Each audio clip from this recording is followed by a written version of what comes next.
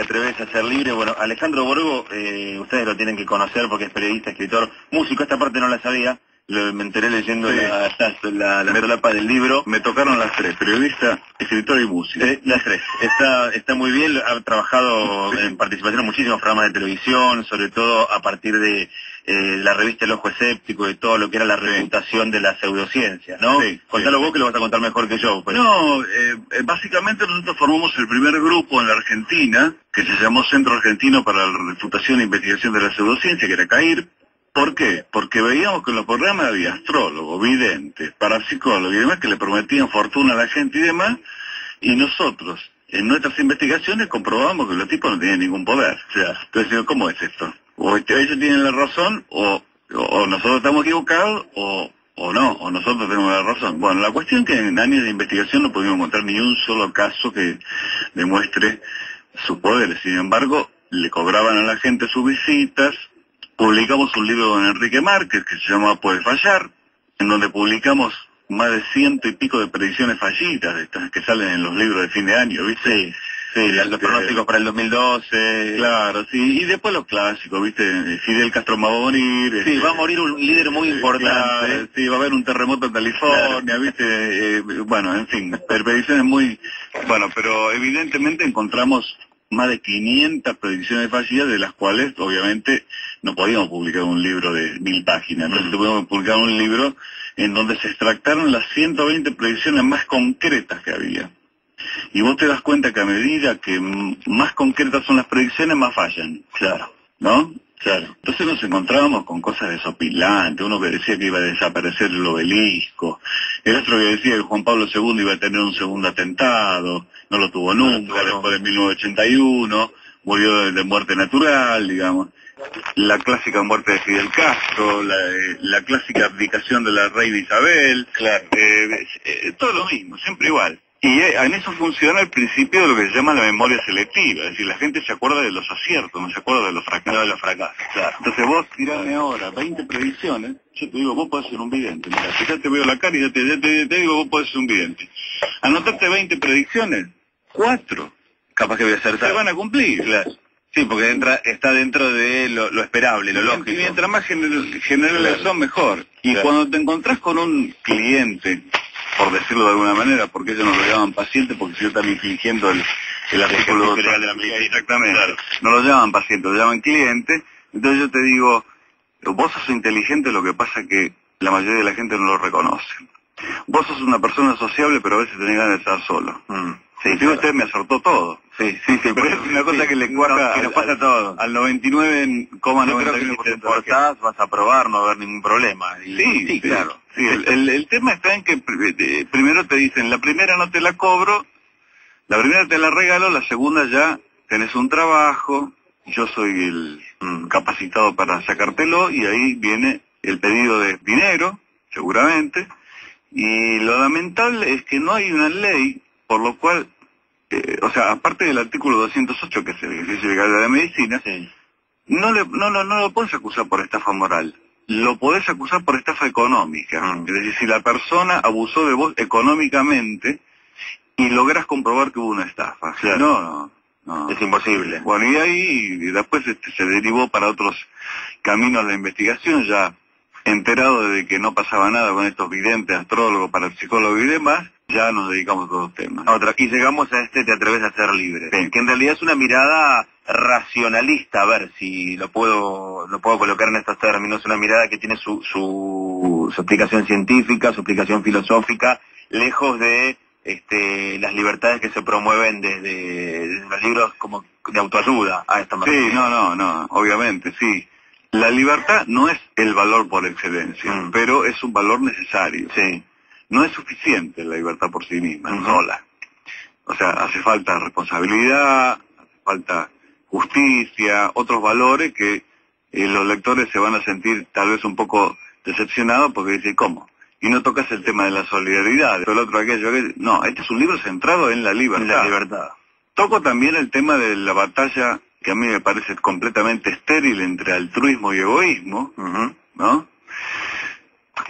¿Por qué estéril? Por lo menos lo que nos puede hacer. Porque no conduce a nada, o sea, el altruismo está mal definido, yo lo reformulo en el libro. Y digo que el altruismo es la preocupación por los demás siempre y cuando no sea compulsiva ni involuntaria, ni obligatoria. Entonces, ¿por qué uno es altruista? Porque es egoísta. Bueno, entonces, sí, claro. se combinan los dos. Ahora, uno es egoísta. ¿Qué es ser egoísta? Egoísta puede ser interpretado de varias maneras. Generalmente tiene una mala connotación, pero egoísta es preocuparse, es la preocupación por los intereses personales. Ahora, tus intereses personales pueden ser un hijo. Inclusive vos podés llegar a querer más a otro que a vos mismo. Entonces, altruismo y egoísmo son dos conceptos que están mal definidos. Lo que tendremos que hacer es llegar a una síntesis y decir, el altruismo no puede ser obligatorio, y el egoísmo no implica no preocuparse por los intereses de los demás. Bueno, hay quienes dicen y que lo llevan al extremo y que uno a veces también lo piensa, que en definitiva todas las acciones de un ser humano están impulsadas por el egoísmo, hasta las más llamadas sublimes, ¿no? Sí. Es decir, al amar a una persona, en realidad yo amo a esa persona porque me sirve a mí. Te produce placer. Me sirve a mí. Claro. Bueno, pero es... Hasta con los hijos, si se quiere. Pero escúchame, pero es la esencia del ser humano. Pero tiene muy mala prensa el egoísmo. Tiene muy mala prensa, pero lo que no hay que perder de vista es lo que vos decías, el interés. Si no ponemos al individuo en primer plano, sonamos como sociedad. O sea, el valor máximo es, una sociedad está compuesta de individuos, primero son personas, después forman lo que es la sociedad. Pero primero hay que respetar al individuo, por eso yo hago énfasis en mi libro, Te atreves a ser libre, sobre las libertades individuales. ¿Cuáles son? La libertad de pensamiento, la libertad de expresión, la libertad de prensa, el derecho a la vida privada y el derecho a la propiedad. Son los 5 pilares fundamentales. Y haciendo una repasada, cada vez estamos construidos por más normas, por más decretos, por más leyes que restringen nuestro grado de libertad. Sobre todo en temas controvertidos como el consumo de drogas, la eutanasia, la despenalización del aborto, bueno, en fin, montones de cosas. Y después, por una parte cultural inevitable, que es el que dirán. ¿No? ¿Viste? La mirada del otro sobre lo que hacemos. Hasta inclusive cuando te vas a poner una camisa, decís, pero esta camisa estará bien para ir a este lugar, ¿no? O sea, siempre está la mirada del otro, ¿no? Como censora. Sí, como una especie de no digo censor, pero sí, por ejemplo, ¿qué te recomiendan los demás que vos tenés que seguir como carrera? ¿Qué te recomiendan que tenés que hacer? ¿Qué te dicen que tenés que tomar? ¿Qué te dicen que tenés que comer? La obsesión esta que noto hoy por la salud, por ejemplo, hay una obsesión por el gimnasio, por el tipo que, viste, a lo mejor termina muriéndose en el gimnasio, ¿entendés lo que te digo? Sí. Lo cual constituye, paso tras paso, a una restricción de los grados de libertad del individuo. ¿Por qué? Porque yo lo puse como ejemplo en varias entrevistas que ya me han hecho. Suponete que la libertad va de 0 a 10. Entonces, 0, ¿quién es? El que está en una prisión de máxima seguridad, privado absolutamente de su libertad, en un campo de concentración, lo único que puede hacer es comer y dormir, y a lo sumo pensar. Sí, generalmente cuando lo deciden los demás. Exacto. Ni siquiera puede decidir.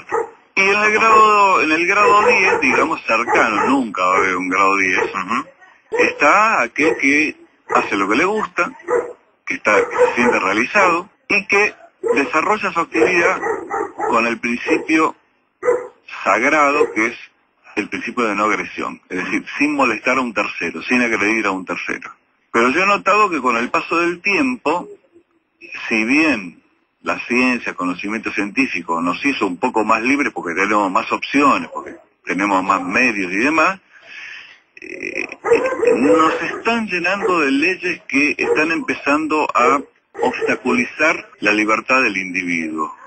Primero empezaron con la prohibición de la publicidad del cigarrillo, después siguieron con la publicidad en televisión, después siguieron con los locales, en los que no se puede fumar, y yo digo, pero yo soy dueño de un bar, de un restaurante. Si yo pagué por ese local, si yo soy dueño, ¿por qué no tengo el derecho de poner un cartel que diga, acá se fuma, el que no quiere no entra?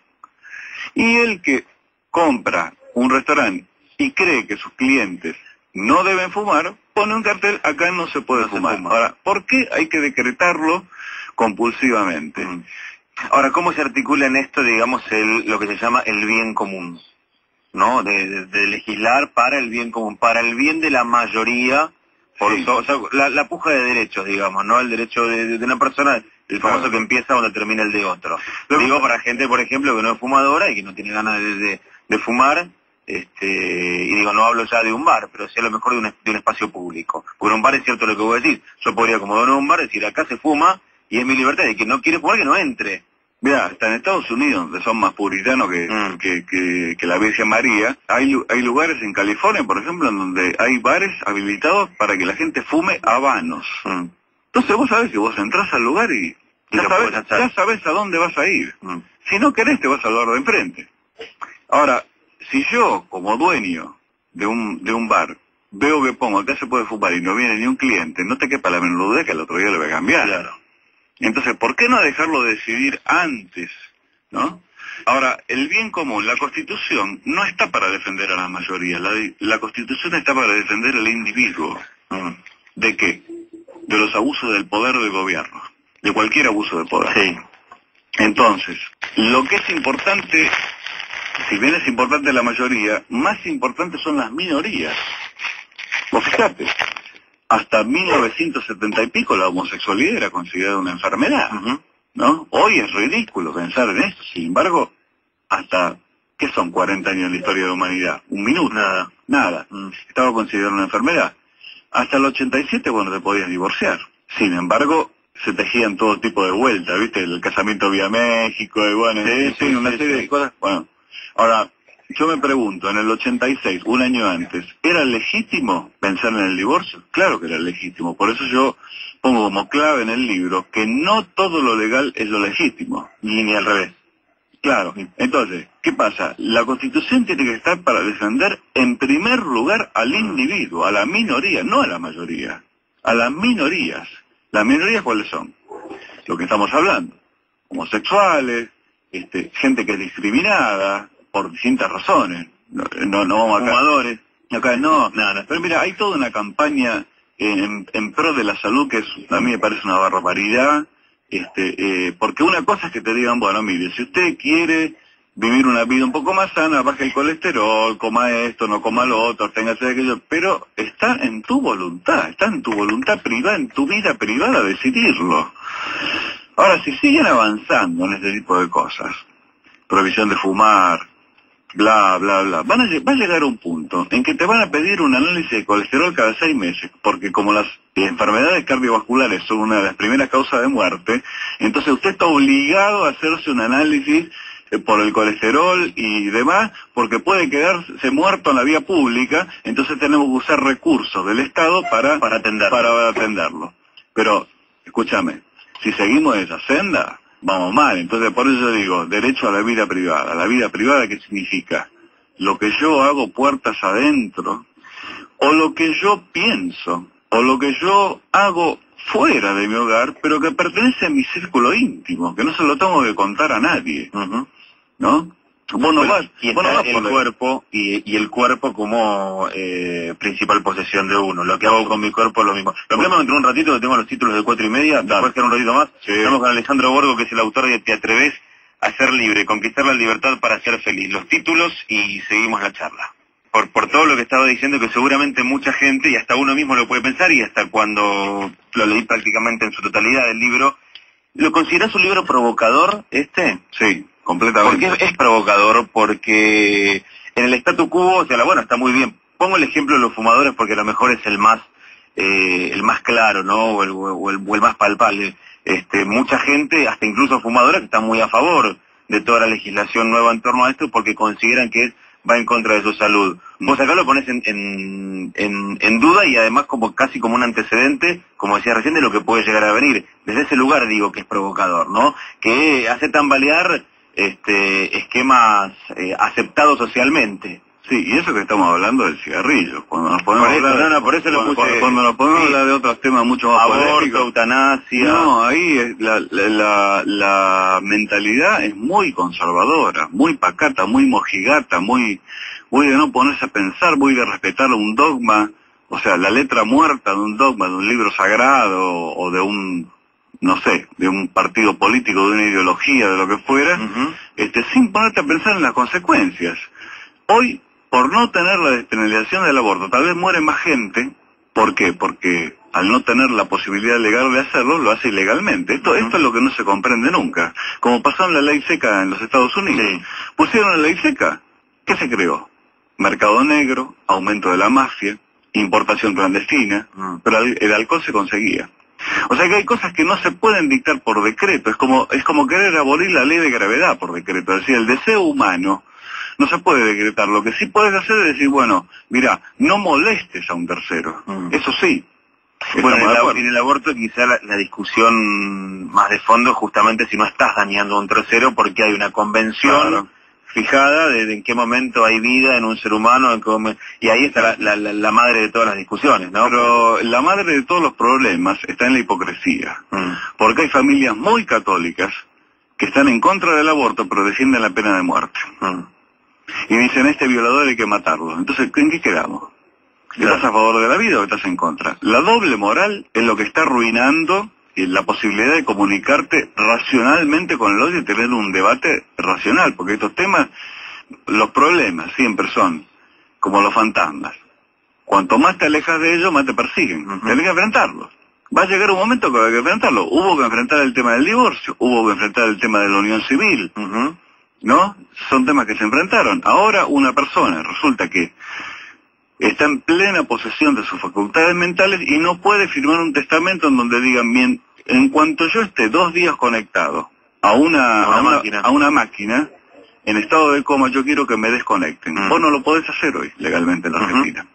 Sin embargo, sabemos que se practica en los sanatorios.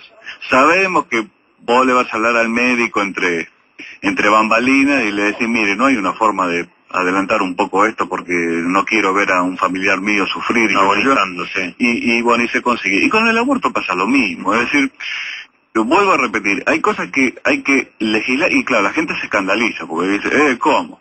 ¿Libre consumo de drogas? Bueno, fijémonos del tiempo en que la cocaína y la morfina la conseguías en cualquier farmacia. ¿Hubo algún desmadre por todo esto? No. Hoy tenemos otro cuadro muy diferente, narcotráfico, etcétera. Pero si bien esas drogas prescriptas en un estado, por ejemplo, de un cáncer terminal, la morfina te la pueden administrar. Sí. Pero otras drogas, digamos, más livianas, nombremos la marihuana, por decirlo así, ¿no? No, si se libera, entonces todo el mundo, bueno, fenómeno. Va a ser un descontrol. No va a ser un descontrol. Yo creo al contrario, va a promover, o a, mejor dicho, va a fomentar menos la venta clandestina. Hay países que ya lo han hecho, Holanda lo ha hecho, los países nórdicos, y sin embargo no se ha producido ningún desmadre, que yo sepa. Hasta ahora no les va mal. A lo que yo voy es, en la intromisión del gobierno, o de los gobiernos, porque no estoy hablando a nivel local, estoy hablando de los gobiernos a nivel mundial. Ahora es el gobierno, es bueno, el gobierno, el Estado, es la cultura, es la iglesia, es una sumatoria.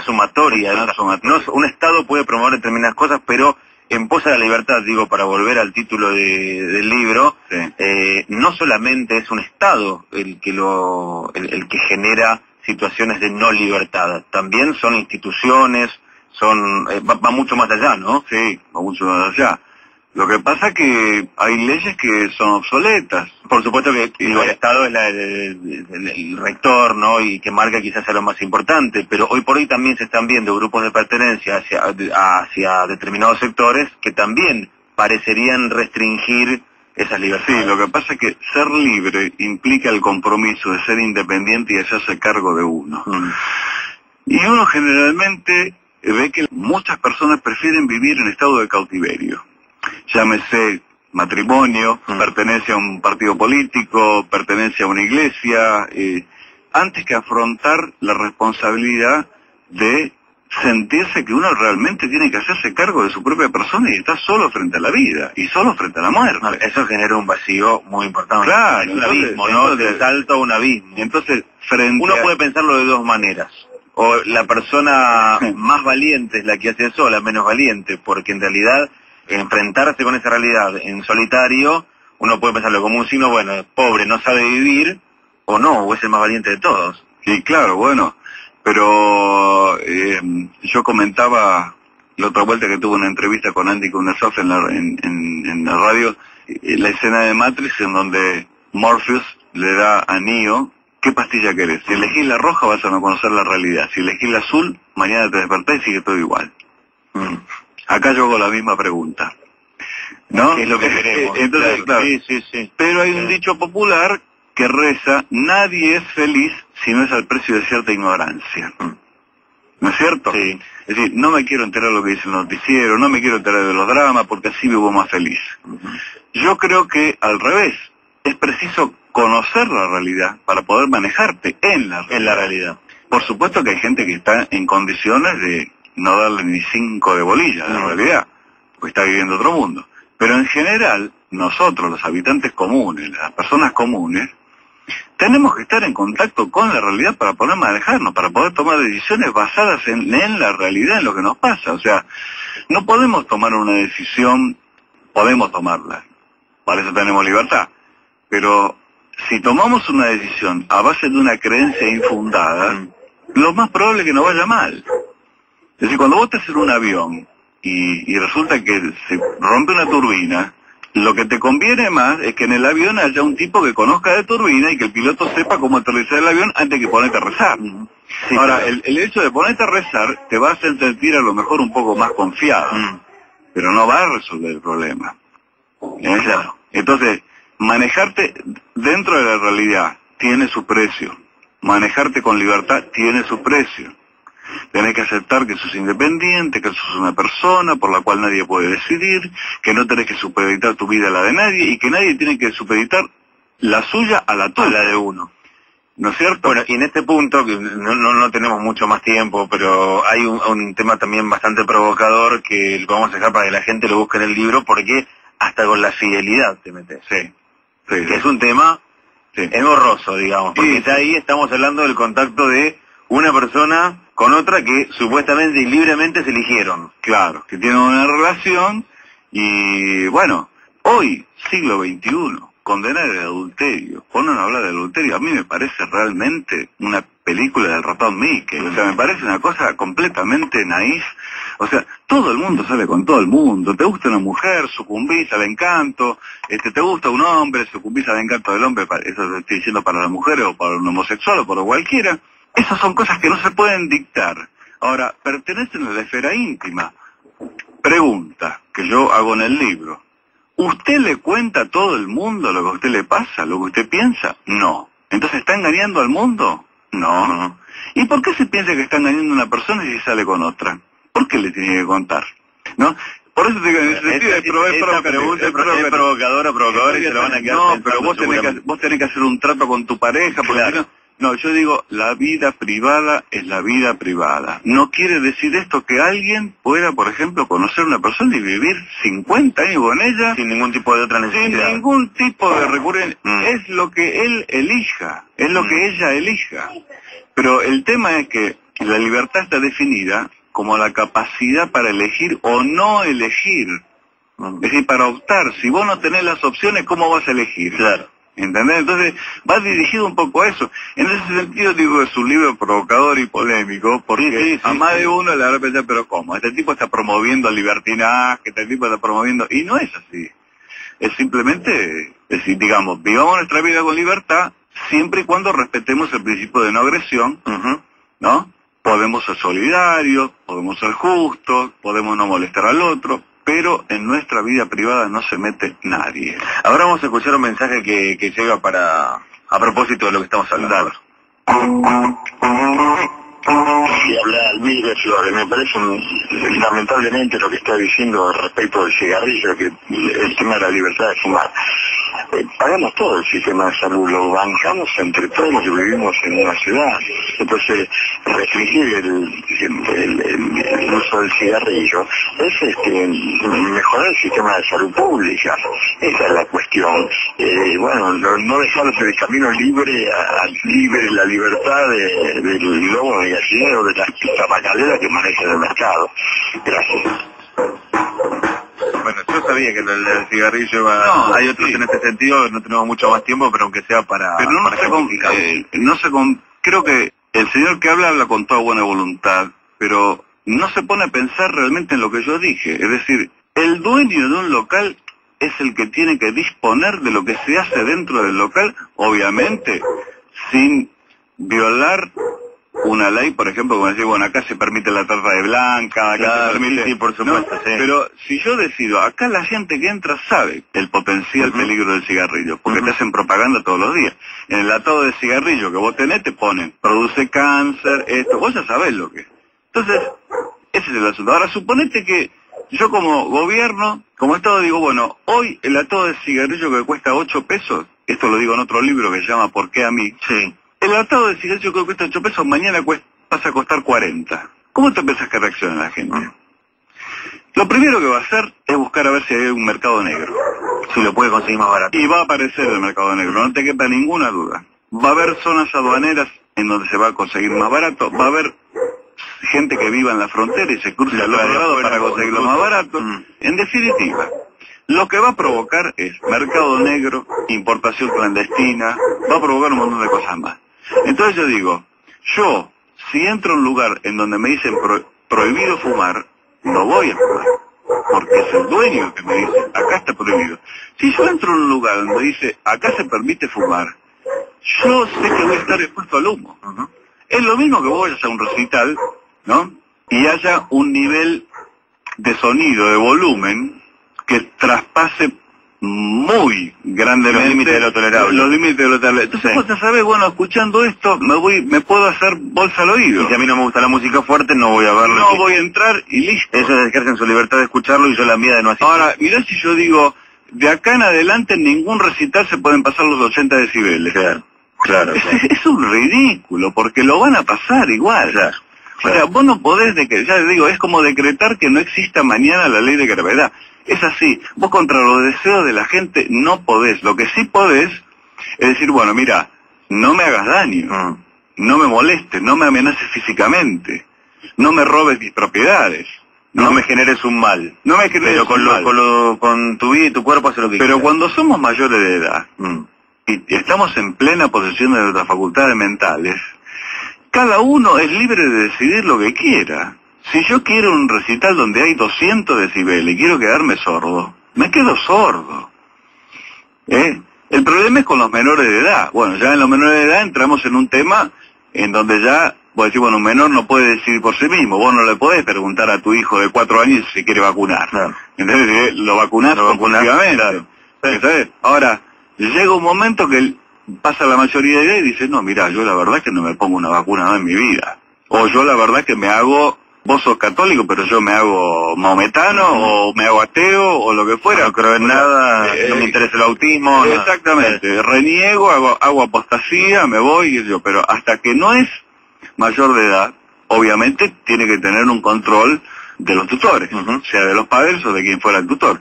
Pero luego, si es una persona mayor, que hay que ver quién decide quién es mayor. ¿Por qué la edad de 21? Esa es otra discusión. Sí. ¿Quién dicta lo que es bueno y lo que es malo? ¿Quién dice cuál es el límite? ¿Cuál es la mayoría de edad? 18, 17, 19. ¿Por qué todo el mundo se escandaliza del romance entre una profesora de 32 años y un chico de 16? Y si el chico tuviera 18, sería distinto. ¿Quiere decir que a los 16 no puede amar? Bueno, son todas preguntas que intentaremos, que intentamos y seguramente has intentado responder en el Te atreves a ser libre, que la gente lo verifique, el evocador del libro. De Editorial Planeta. ¿Cuánto hace que salió, Alejandro? Este salió a principios de febrero. Hace muy poquito. Te atreves a ser libre, Alejandro Borgo. Me quedaron un montón de preguntas, que hablar de la pseudociencia, de los chantas y de todo, pero va a quedar para otra oportunidad porque se nos va el programa. Dale. En la página, el mail es alejandroborgo@gmail.com, para que te escriban con con sugerencias y seguramente pueden ser disparadores de otros libros.